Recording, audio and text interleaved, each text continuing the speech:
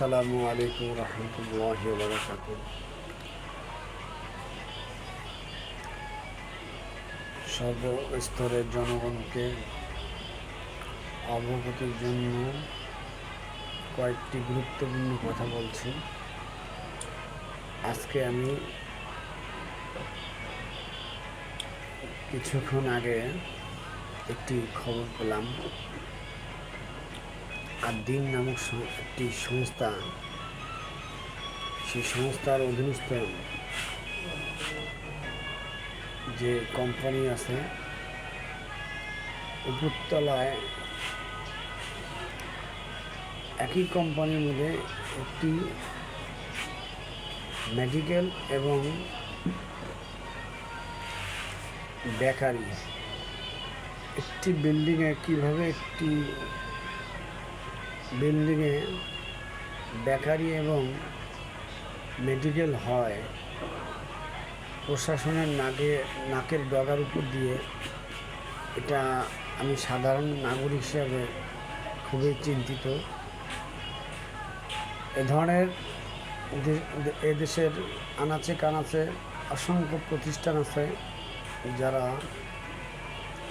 নামে বেনামে বিভিন্ন ধরনের প্রতিষ্ঠান খোলে আমাদের সাধারণ মানুষদেরকে জীবন নিয়ে তারা ছিনিমিনি খেলছে, আমাদেরকে ভাবিয়ে তুলছে আমরা কি খাচ্ছি, আসলে কি আদৌ এই খাদ্যগুলো মানব দেহের জন্য আমাদের উপকারী নাকি ক্ষতিকারক, এটা নিয়ে ভাববার বিষয় আছে। আমরা উপলব্ধি করছি বর্তমান বাজারে যে ধরনের বর্তমান ফলের জগতে আম যেভাবে কার্বাইড দিয়ে পাকানো হচ্ছে, বিষাক্ত কেমিক্যাল দিয়ে পাকানো হচ্ছে, আমাদের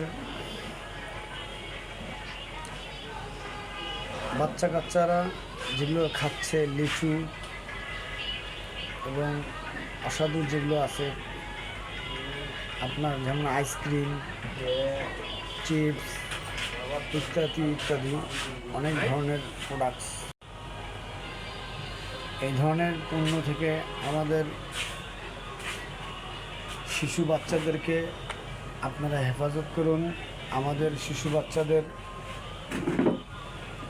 জীবন নিয়ে যারা ছিনিমিনি খেলছে তাদেরকে কঠোর হস্তে দমন করুন।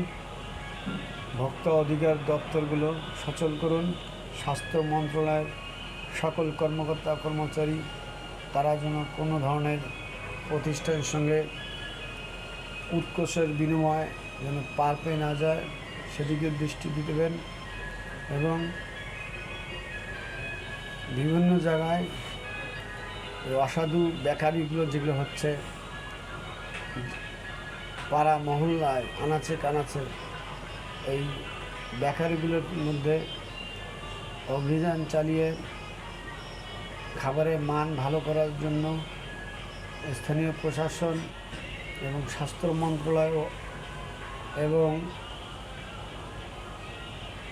ভোক্তা অধিদপ্তর সহ সর্বস্তরের প্রশাসনিক যারা দায়িত্বশীল নেতৃবৃন্দ আছেন, আপনারা সবাই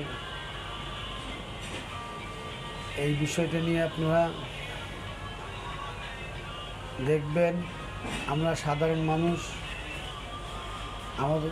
আমাদেরকে নিয়ে আপনারা ভাববেন, দেশকে নিয়ে ভাববেন, দেশের মানুষকে নিয়ে ভাববেন। আমরা সুস্থ থাকলে দেশ সুস্থ থাকবে, আপনার সন্তান সুস্থ থাকবে, আমার সন্তান সুস্থ থাকবে। আসসালামু আলাইকুম ওয়া রাহমাতুল্লাহ।